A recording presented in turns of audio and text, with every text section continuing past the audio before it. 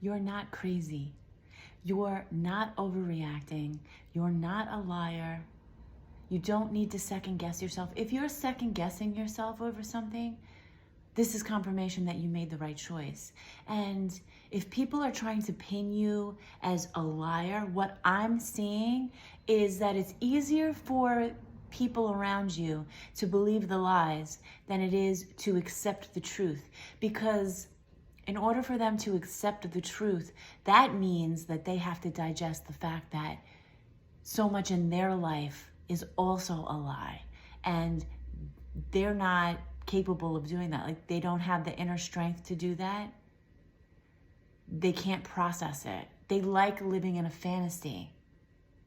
It's easier for them. Whereas you, I'm seeing you were forced to digest this truth that everything in your life that you thought was real actually wasn't. And you had to, or you are processing all of that information. And that's enough to make somebody have like a midlife crisis, like a psychotic break.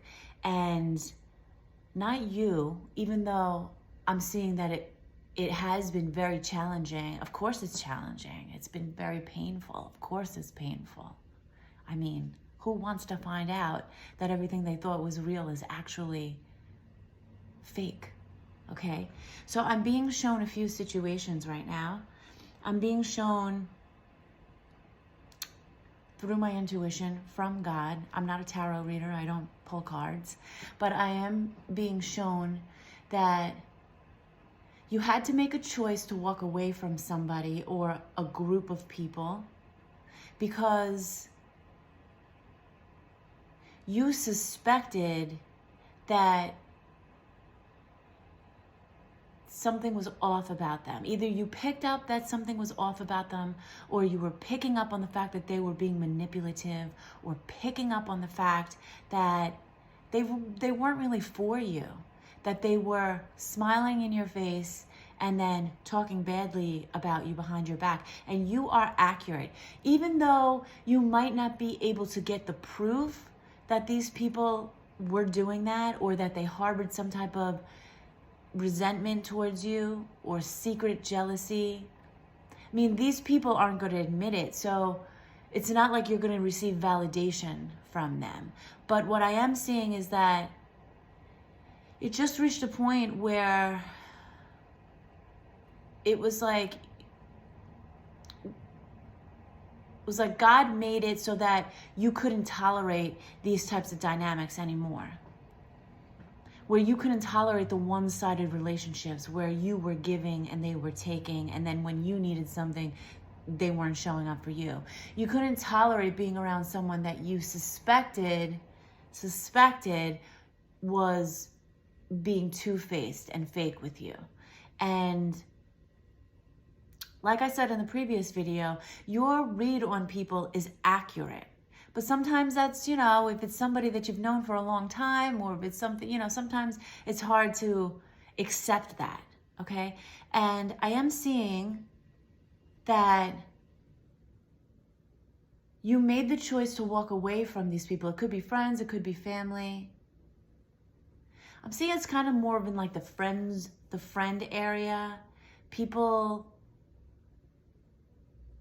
that you were sharing stuff with. It could be family. I mean, you place it as it feels right to you. It could be family. I am seeing a different situation coming up with family though. But first, I'm seeing that you reached a point in your own journey where you did not want to tolerate anyone that couldn't reciprocate or meet you where you were.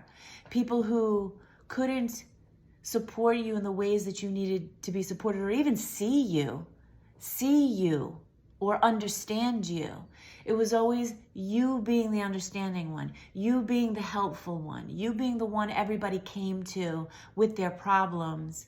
But then, if you needed someone to talk to, they weren't there. They were too busy. Oh, gotta go. Oh, sorry. Oh, missed calls, not answering the text for a week and by then you don't want to talk about it anymore. So I'm seeing that you did make a choice to walk away from these types of people. And maybe it left you alone. Maybe it left you with not really having people, and you were thinking or second guessing, like, did I make the right choice? Did I overreact? Should I have given them the benefit of the doubt? Should I have tried to work on it more? No, there was nothing to work on. When you tried to speak with these people, they showed you right there that they couldn't hear you, that they weren't interested in how you felt, that it was all about them. Okay, so you made the right choice in walking away from these people. Some of those people actually only kind of hung around so that they could find out when you were struggling, because it like pleased them. Okay, it pleased them, made them feel better about themselves, because apparently they viewed you like you were better than them. You aren't acting, or you weren't acting like you were better than them, but there was something within them. Maybe it was jealousy or resentment, maybe something you could do that they couldn't. So they enjoyed finding out when you were struggling. It brought them some type of relief in some way. I mean, if that doesn't show you how wounded they are to begin with, I don't know what will. Okay, because who takes pleasure in seeing someone else suffer? Like, not you. Okay, so I am seeing another situation with family, and this is going to be confirmation for somebody. Now, this message, this part of the message isn't going to be for everybody, so don't force it to fit. But I am seeing somebody wondering if their mother put a curse on them or put a spell on them to control them, to keep them close to the mother, for their, to keep them close, and to put a spell on them so that they would always stay with their mother, so that they would always love this person and stay with them in spite of anything negative that the mother did. And the answer is yes. And this came through very clearly, that there is a mother. So this dynamic is a mother and a child, and the mother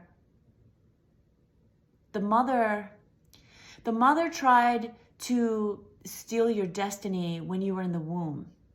Okay, again, this isn't going to apply to everybody. The mother tried to steal the destiny when you were in the womb. That didn't work. That failed. And so the mother put a curse on you so that you would never leave her, so that you would always stay close to her. Now, this is a mother that would fall under the category of being a narcissist, a covert narcissist, somebody who, pretends to be kind and loving and thoughtful to the world around them to maintain a reputation, but who is actually very cruel and narcissistic, controlling, manipulative, behind closed doors, or to their victim. And I'm seeing that you were their victim. And they did something to your heart to prevent you from having self-love, to prevent you from feeling confident in yourself, to prevent you from leaving them. Because I'm seeing at some point, maybe you spoke about wanting to move away or go live somewhere else, like live in another state, or maybe you wanted to move to another country, or maybe there's something that you wanted to do. And this mother wanted to control you. And you were the focus of her control. I'm seeing that there were other people in her life that she didn't, if you have siblings or other people around you, like, she didn't necessarily want to control them. She wanted to control you, because it was your life purpose that she wanted. It wasn't your siblings or somebody else. It was your special role, your special light. And it was almost like she wanted to keep it all for herself. She wanted you to be incredibly dependent on her. And I did ask God if she put this curse on you through spell work and witchcraft, like evil actual witchcraft, or if she just had strong negative intentions. And what came through was that she did witchcraft. But in my opinion, witchcraft is based on your intention. So if somebody has malicious intentions towards you and they start manipulating energy, I mean, it's the same thing as having malicious intentions. You know what I mean? So, I mean, you take that, but this is confirmation. I'm seeing a mother almost like stealing your heart, stealing your light, so that you will never leave her. But I am seeing that you did leave her. You did walk away from her.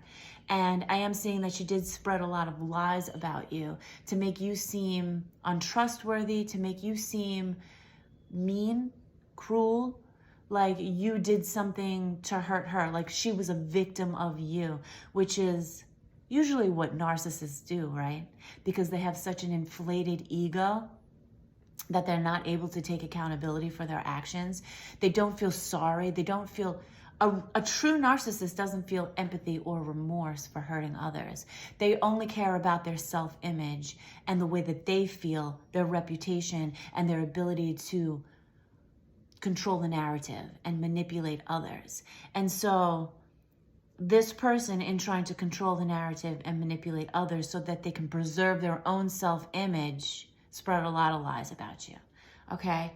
And the people around believe those lies because, like I said in the beginning of this video, it's easier for them to believe lies about you than it is for them to digest the fact that they were living a lie. They're not strong enough to do that. And so I am seeing that for some of you, this mother is no longer with us, but there are people around you that still believe that you're the bad guy, that you did something wrong. But there are people that know the truth. There is somebody that knows the truth, but they're protecting the narcissist. And because they're protecting the narcissist, they're receiving karma, a pretty harsh karma for it. I'm also seeing another situation where there was like a narcissistic friend who attacked you spiritually because you hurt their feelings, because you called them out on the fact that they were being fake. And when you called them out on the fact that they were being fake, it bruised their ego, and they tried to punish you. They hired a spiritual practitioner to do voodoo magic on you and to curse you. And you got hit with some of those curses. I'm seeing that you got hit with some of those curses. And your finances, your health, your love life, your home life, your work. I'm seeing they tried to have you attacked in real time by either another person or an animal, like an animal attack. I'm seeing that they tried to give you autoimmune problems, autoimmune issues. And this person failed at... They also tried to take your destiny from you, so they were trying to unalive you. But what happened, and they were... The spiritual practitioner that they went to convinced them that they could do magic to protect this person from ever being caught. But it didn't work, because you can't do magic to hide the truth. God knows the truth. God knows everything. And God wanted you to know the truth. So God gave you that information. God led you to that information, either directly into your intuition, like it gave it to you, like it came to you like an aha moment, or there were messages that came to you that you resonated with and you knew they were for you about this person. So now that friend is trying to reverse all the magic they did to you, not because they feel bad, because they are a true covert narcissist. They're trying to reverse the magic because they don't want the karma they're receiving. They can't move forward in their life. And they have a family member who is also very spiritual, who gets a lot of readings done by people, who found out the truth that this person, their child, their family member, it could be the parent of this person, or another family member found out that they actually did spiritually attack you. They know the truth and they confronted them. And this narcissist that attacked you actually did confess to doing it to this family member, but also twisted it around to blame you like it was justified. Now, that family member, because they are protecting this person, because they are still in the public eye showing support for this person, they're also receiving karma, negative karma. Like, divine justice is at play. You're not necessarily seeing it, but you will see it. You will see it. There's a lot of information in this message coming through right now. I don't know if you've stayed to watch the whole thing, but if you have, I thank you. I love you. Let me know if the message resonates with you. But it's about you never overreacted about anything. And this does tie into my last message. You aren't overreacting. You aren't the problem. Your intuition's on point. And even though things have been, I want to say lonely for you, because I am seeing that it's almost like God separated you from all of these people. So many people, because all of the people around you, those relationships were developed before you were healed. And so they carried a certain pattern. You know what I mean? Something that you were familiar with, where you got close to people who really didn't have best intentions for you. And so you needed to be separated from them, completely separated from them, so that you could just have that space to heal and to see things clearly and to grow and to expand your wings, to root down. I put up a post that we need to root before we can grow upwards. And it's like 1701. That number is really significant for me. And that's like new beginnings, new spiritual beginnings for you. But we need to root before we can grow upwards. We need to establish ourselves firmly and deeply before we can grow up and expand outward. And that's what you're doing. You're establishing your roots. You're healing. You're releasing so much stuff. And sometimes when we do it, we second guess, like, am I on the right path? You're on the right path. Okay? You're on the right path. Those people that attacked you did not get away with anything. And even if they passed before the truth came out, they're like experiencing their own personal hell, because they created a type of hell on earth for you and also for themselves. And so now they're experiencing that. And there is spiritual law. There is a spiritual court. And these people who have crossed over, their souls, like they're under like God's judgment. And it's like not to punish them as much as it's to teach them and help them expand and help them grow, help their soul evolve. But so it's not like they get sent to hell. It's like they created their own hell that they have to experience. And it's almost like you don't get released from that until you realize, until you learn. Okay? So that's what's happening with them. And even on earth. Oh, did you just hear the rev of that engine? They're not happy about it. Okay? But too bad, so sad. Don't do stupid things if you don't want stupid consequences, right? Like, don't hurt others and think you can get away with it, because what you put out into this world is what you receive back.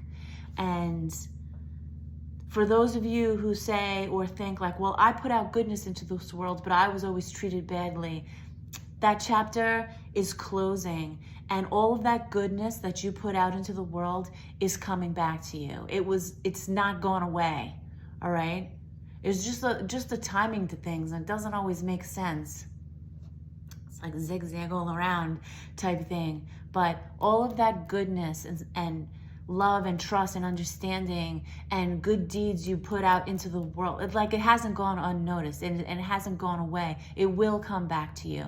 And I'm seeing it will come back to you tenfold. So Trust yourself. Keep loving yourself.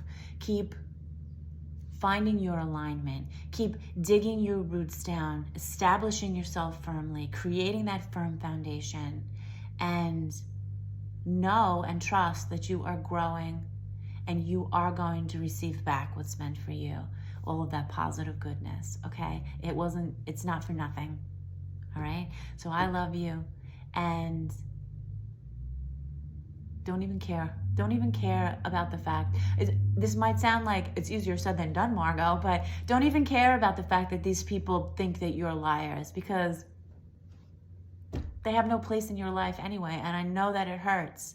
I'm not saying that it shouldn't hurt or that you shouldn't feel a certain, but grieve it, and know that there are people out there who are aligned with you, okay?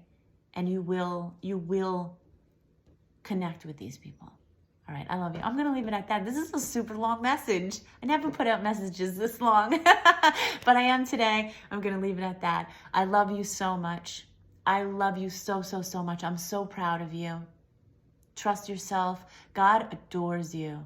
God is so proud of you. You are so special to this world. The light that you carry is so bright. It's so rare. It's so unique and authentic. And continue to be accountable for yourself. Continue to trust yourself. Continue to love yourself, because you are so loved. Okay? I'll talk to you soon.